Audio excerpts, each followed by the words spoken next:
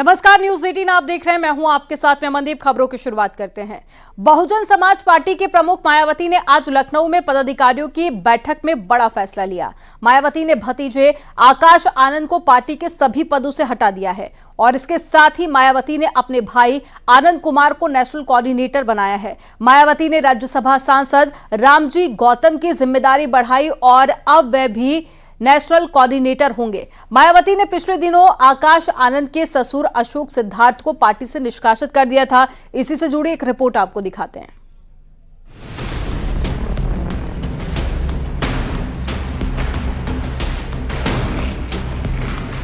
मायावती ने आज अहम बैठक की, जिसमें कई बड़े फैसले लिए हैं। एक बार फिर मायावती ने अपने फैसलों से चौंकाते हुए अपने भतीजे आकाश आनंद को उनके पद से हटा दिया है। अचानक और चौंकाने वाले फैसलों के लिए मशहूर मायावती ने आज एक और ऐसा ही फैसला लिया है। उन्होंने अपने सगे भतीजे को न सिर्फ नेशनल कोऑर्डिनेटर पद से हटाया है, बल्कि इससे पहले उन्होंने उत्तराधिकारी पद से भी उनको हटाया था। अब उन्होंने अपना यकीन अपने सगे भाई आनंद कुमार पर जाहिर किया है। देखने वाली बात होगी पार्टी के लिए ये फैसला कितना ज्यादा फायदेमंद होगा। वहीं इस बार मायावती ने अपने भतीजे की जगह अपने भाई पर भरोसा जताया है। मायावती ने अपने भतीजे आकाश आनंद को नेशनल कोऑर्डिनेटर के साथ ही सभी पदों से हटा दिया है। वहीं भाई आनंद कुमार को नेशनल कोऑर्डिनेटर की जिम्मेदारी सौंपी है। इसके अलावा रामजी गौतम को भी बीएसपी का नेशनल कोऑर्डिनेटर बनाया गया है। इस तरह मायावती में 2 नेशनल कोऑर्डिनेटर बनाए गए हैं। दिए गए उनका हम सब कार्यकर्ताओं को पालन करना है। कोई और परिवर्तन हुआ है? अब नेशनल कोऑर्डिनेटर 2 बनाए गए हैं। एक है मिस्टर आनंद कुमार जी, जो पार्टी के राष्ट्रीय उपाध्यक्ष थे, और दूसरे हैं रामजी गौतम जी। जी। और कोई परिवर्तन किसी तरह का कोई दिशा निर्देश? नहीं, अभी पार्टी संगठन को मजबूत करने के लिए बहन जी ने दिशा निर्देश दिए। मायावती के ताज़ा फैसले के मुताबिक अब आकाश आनंद पार्टी के किसी भी पद पर नहीं रहेंगे। मायावती ने कुछ दिन पहले अपने पुराने भरोसेमंद और रिश्ते में समधी अशोक सिद्धार्थ को पार्टी से निकाला था। बीएसपी चीफ मायावती ने इससे पहले हुई बैठक में साफ कर दिया था कि उनके जीते जी पार्टी का कोई उत्तराधिकारी नहीं होगा। आकाश जी को कोई अभी अहम जिम्मेदारी नहीं दी है और उनकी जगह उनके फादर आनंद जी को जिम्मेदारी दे दी है। मतलब आकाश जी को हटा दिया गया? जी। 2027 का क्या कोई रणनीति बनाई? नहीं, अभी तो संगठन दुरुस्त करने की बात कही गई है और संगठन में जो माननीय बहन जी ने हमें जो बहन जी ने आदेश दिया उस पर हम काम जाके करेंगे। लखनऊ में मायावती की अध्यक्षता में बीएसपी की अब तक की सबसे बड़ी बैठक हुई। बैठक में यूपी, उत्तराखंड समेत कई राज्यों के प्रदेश अध्यक्ष मौजूद रहे। मायावती ने मंच पर एक बार फिर से अपनी इस बात को दोहराया कि पार्टी को कैसे मजबूत किया जाए। बीएसपी के सामने पूरे देश में नहीं बल्कि यूपी में भी करो और मरो जैसी स्थिति आ गई है। पार्टी के वोट का ग्राफ लगातार गिर रहा है। यूपी में साल 2027 में विधानसभा चुनाव भी है। ऐसे में अब बीएसपी के सामने जिम्मेदारी ज्यादा बड़ी हो जाती है।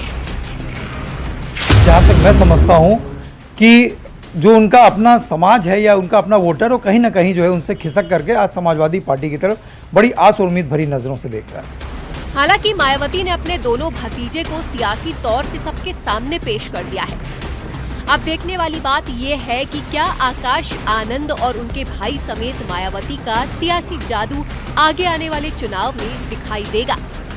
हालांकि आकाश आनंद को लेकर के हर तरफ पे बात चलने लगी थी। वो नौजवान है और लगातार वो हर जगह पर एक्टिव नजर आ रहे थे। ऐसे में पार्टी को उनसे फायदा नजर आ रहा था, लेकिन पिछले 3 से 4 महीनों के अंदर उन्होंने आकाश आनंद को पूरी तरह से राजनीतिक तौर से पैदल कर दिया है। कैमरा पर्सन मनोज शाही के साथ अलाउद्दीन, न्यूज 18 लखनऊ।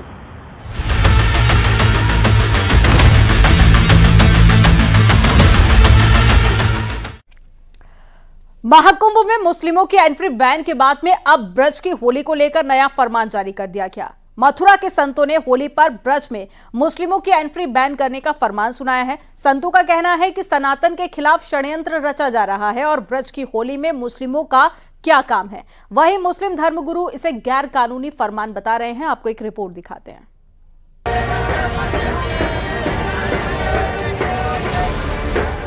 मथुरा में होली अपनी खुमारी पर है। इस बार ब्रज के कुछ लोगों ने मांग उठा दी है कि मथुरा में इस बार मुस्लिम दुकानदारों को होली से जुड़े सामान बेचने नहीं दिए जाएंगे। होली में जो ब्रज के संत हैं उनके द्वारा मांग उठाई गई है कि जो मुस्लिम दुकानदार हैं वो ब्रज की होली में उनकी एंट्री पर पाबंदी लगनी चाहिए, जिस तरीके से कुंभ में मुस्लिम युवकों की एंट्री पर पाबंदी थी।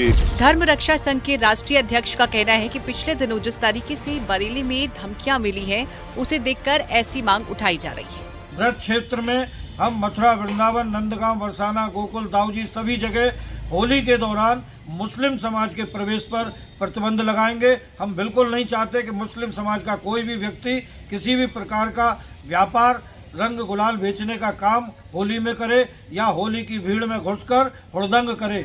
ब्रिज की होली में मुस्लिमों की एंट्री पर रोक लगाए जाने की मांग तेज होती जा रही है। धर्म रक्षा संघ के बाद अब श्री कृष्ण जन्मभूमि संघर्ष न्यास के अध्यक्ष दिनेश शर्मा फलाहारी ने सीएम को लेटर लिखा है। खून से पत्र लिखकर होली पर मुसलमानों की दुकान न लगे इसकी मांग की है। हमारे होली जैसे पवित्र त्योहार पर मुसलमानों की दुकानें नहीं लगनी चाहिए, क्योंकि ये लोग हमारे होली के त्योहार में हमारे होली के पवित्र जो रंग होते हैं उनमें जहर मिला सकते हैं, कांच के टुकड़े मिला सकते हैं, उनमें मिलावट कर सकते हैं, मिठाइयों में थूक सकते हैं। तो ऐसे लोगों को हमारे त्योहार से दूर रखा जाए। ऑल इंडिया मुस्लिम जमात के राष्ट्रीय अध्यक्ष मौलाना शहाबुद्दीन रिजवी ने मथुरा के वृंदावन में होली पर लगने वाले मेले में मुस्लिम समाज की दुकानें लगाने पर पाबंदी लगाने को गैर कानूनी बताया है। कितना तुरफा तमाशा है ये।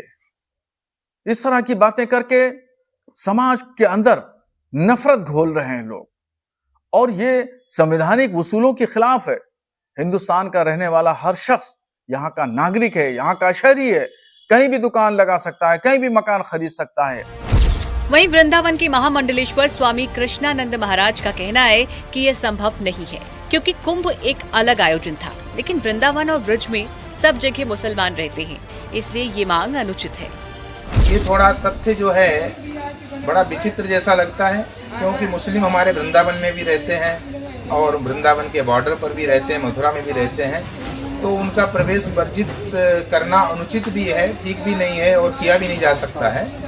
और रही कुंभ की बात, कुंभ एक अलग से आयोजन किया गया था कुंभ क्षेत्र में, इसलिए प्रवेश वर्जित करना वहाँ संभव था। महाकुंभ के बाद अब कई साधु संत और हिंदू संगठन होली पर मुसलमानों की दुकानें नहीं लगने देने की मांग कर रही हैं। वहीं मुस्लिम धर्मगुरु इसे कानून के खिलाफ बता रही हैं। संतों का आरोप है कि बरेली में जिस तरीके से पिछले दिनों धमकियां मिली हैं, उसके बाद उनको इस तरीके की मांग उठानी पड़ी है ताकि प्रेम और सौहार्द का जो पर्व है वो सकुशलता के साथ संपन्न हो सके। नितिन गौतम, न्यूज़ 18, मथुरा। आज मुख्यमंत्री योगी आदित्यनाथ ने राज्य सड़क सुरक्षा परिषद की बैठक की और वीडियो कॉन्फ्रेंसिंग के जरिए हुई इस बैठक में सभी जिलों के डीएम, एसपी और सीएमओ शामिल हुए। बैठक का मुख्य उद्देश्य प्रदेश में सड़क सुरक्षा को मजबूत करना और साथ ही यातायात नियमों का कड़ाई से पालन सुनिश्चित करना था। बैठक में मुख्यमंत्री ने सड़क सुरक्षा से जुड़े कई अहम निर्देश भी जारी किए। उन्होंने जिला स्तरीय सड़क सुरक्षा समितियों की नियमित बैठकें आयोजित करने और यातायात नियमों का सख्ती से पालन कराने और नागरिकों में जागरूकता फैलाने के लिए व्यापक कार्यक्रम चलाने के लिए कहा। मुख्यमंत्री ने कहा कि सड़क दुर्घटनाओं को रोकने के लिए ठोस कदम उठाना जरूरी है। बैठक में ये निर्णय लिया गया कि प्रदेश के सभी स्कूलों, कॉलेजों और शिक्षण संस्थाओं में सड़क सुरक्षा नियमों से संबंधित जागरूकता और डिबेट कार्यक्रम आयोजित किए जाएंगे। इन कार्यक्रमों के माध्यम से छात्रों को यातायात नियमों के प्रति जागरूक किया जाएगा ताकि भविष्य में वे जिम्मेदार नागरिक बन सके।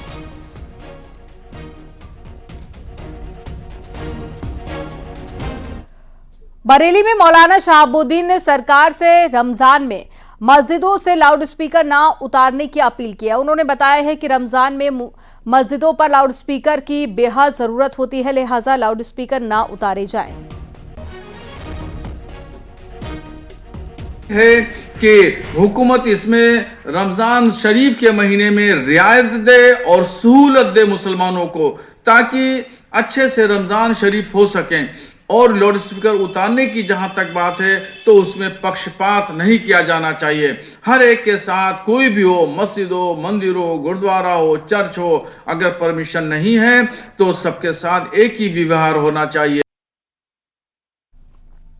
संभल में भी रमजान में सहरी और इफ्तार के वक्त में अनाउंसमेंट के लिए लाउड स्पीकर बजाए जाने की अपील की गई है। नगर पालिका अध्यक्ष के पति चौधरी मुशीर खान ने शासन प्रशासन से अपील की है कि अनाउंसमेंट के लिए आधा मिनट लाउड स्पीकर बजाने दें।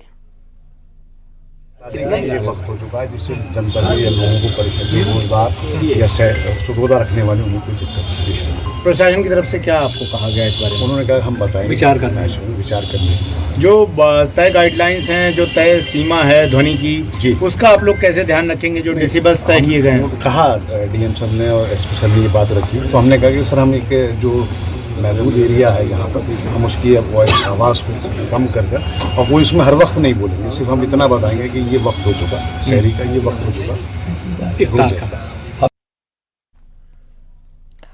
पीलीभीत में बिना अनुमति लाउडस्पीकर बजाने पर पुलिस ने एक्शन लिया है। बिना इजाजत लाउडस्पीकर बजाने पर मौलाना के खिलाफ केस दर्ज किया गया। थाना जहानाबाद क्षेत्र के मोहल्ला मनीहारन मस्जिद में बिना अनुमति लाउडस्पीकर से तेज आवाज में आजान के बाद में नमाज पढ़ाई जा रही थी।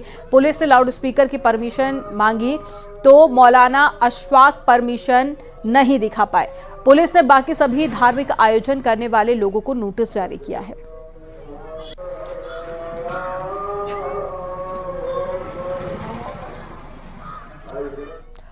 दिल्ली में बीजेपी सरकार 8 मार्च को महिला सम्मान योजना लागू कर सकती है। इसके तहत में महिलाओं को हर महीने उनके खाते में 2500 रुपए दिए जाने हैं। दिल्ली सरकार ने चुनाव से पहले अपने संकल्प पत्र में इसका जिक्र किया था और प्रधानमंत्री मोदी ने भी चुनाव सभाओं में कहा था 8 मार्च को महिला सम्मान योजना की पहली किस्त दिल्ली की महिलाओं के खाते में आ जाएगी।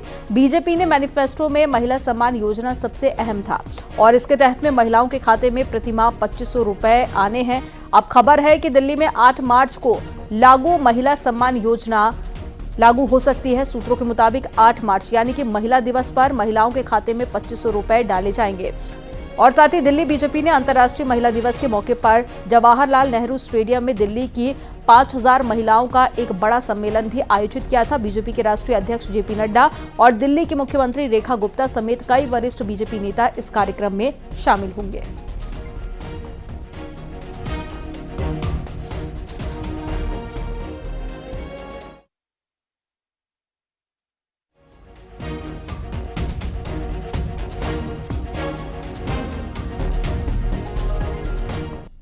यहां पर वक्त हो गया एक छोटे से ब्रेक का। आप देखते रहिए न्यूज़ 18।